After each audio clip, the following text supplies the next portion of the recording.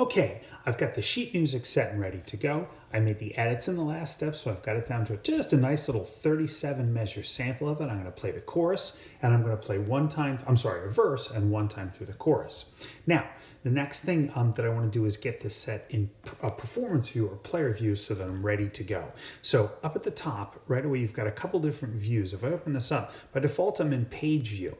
But I want to come down here to performer view. Now, when I open up performer view, what you're going to see right away is that it's showing an entire page. And instead of scrolling and forth, I can just use the arrows on either side to advance back and forth between the pages. Now, for the purpose of this demo, I'm going to go ahead and turn up this way. I've got it turned. I turned from landscape up to portrait, so I've got the entire sheet in front of me like this. And again, all the same tools are here. I can still play. I've got my edit tools and sound. In fact, let's open up the sound. On the sound tool, you've got the 3 sliders right there. Is going to open up our mixer. Now, this mixer has 3 pages on it. It's got parts, it's got tracks, and it's got master.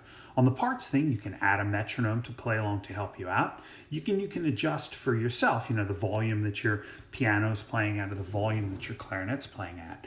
The one that's really going to be helpful for us is tracks. Oh, and also over here on master, this is just add some sort of fun reverb and things like that. You're certainly welcome to mess around with those and adjust your track as well. But if I open up tracks, I simply get a list of all my available tracks and it tells me what it's going to play.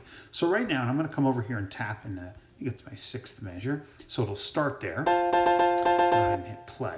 Whoops. I want you to start in the 6th measure. Let's try it again. There we go. Now you hear everything playing.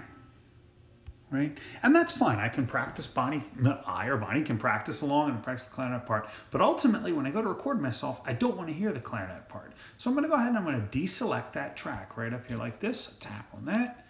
Now it takes it out. Now it's still visible and I still see it. When I push play, I can no longer hear it.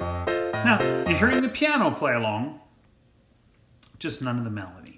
That's set up and ready to go. And ultimately, that's really where we want that to be. Now I'm going to go ahead and I'm going to X this window out. Once I do that, again, the pages will fill right back up. Remember, if you're not getting that, you want to make sure that you come up here and open up the zoom and choose a fit to window. One thing that's very important that I haven't mentioned enough times, Noteflight does not automatically save. So you need to make sure that you're hitting save often. And you can tell because the save button will be grayed out when you've saved your last step. Now I've got this all set. I got the track. I know from the mixer view, I can go back and forth between and make some adjustments. It's ready to grab my clarinet and try playing along and recording.